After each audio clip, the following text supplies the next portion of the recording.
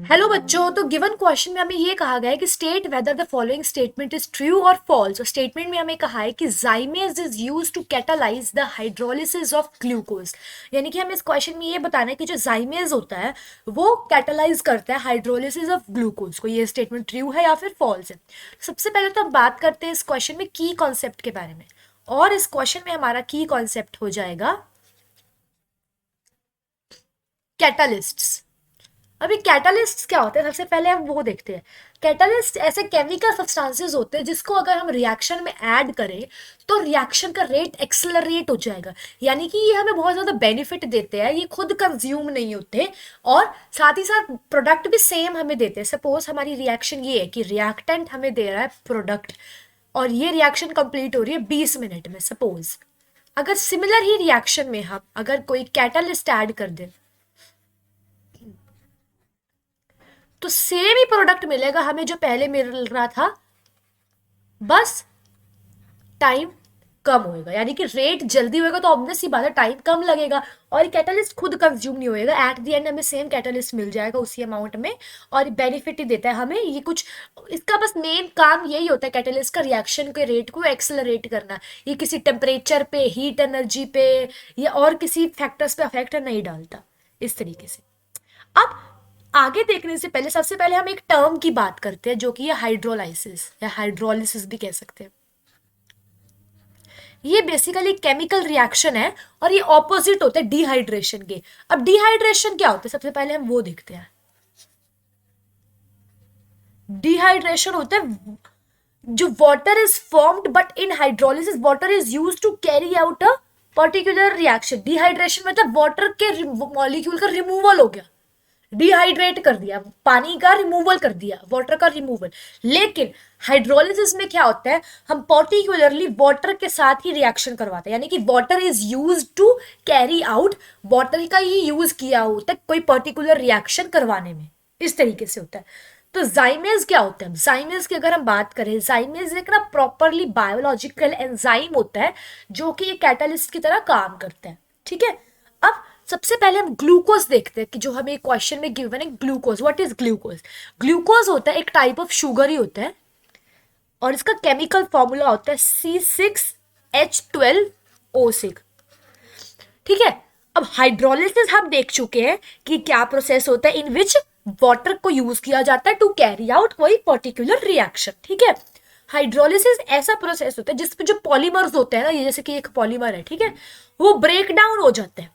It will during hydrolysis, ऐसे लिख सकते हैं हम कि हाइड्रोलिसिस के दौरान जो पॉलीमर प्रेजेंट है ना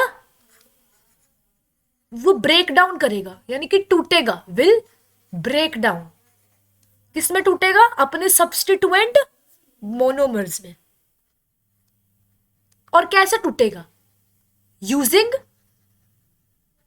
H2O मॉलिक्यूल्स। ऑब्वियस सी बात है, हम इधर H2O यानी कि पानी का यूज कर रहे हैं इधर हम तो H2O मॉलिक्यूल्स के कारण यहाँ पे ब्रेक डाउन होएगा पॉलीमर्स का और हमें अपने सब्सिक्वेंट यानी कि कॉन्स्टिट्यूएंट मोनोमर्स मिलेंगे। ठीक है।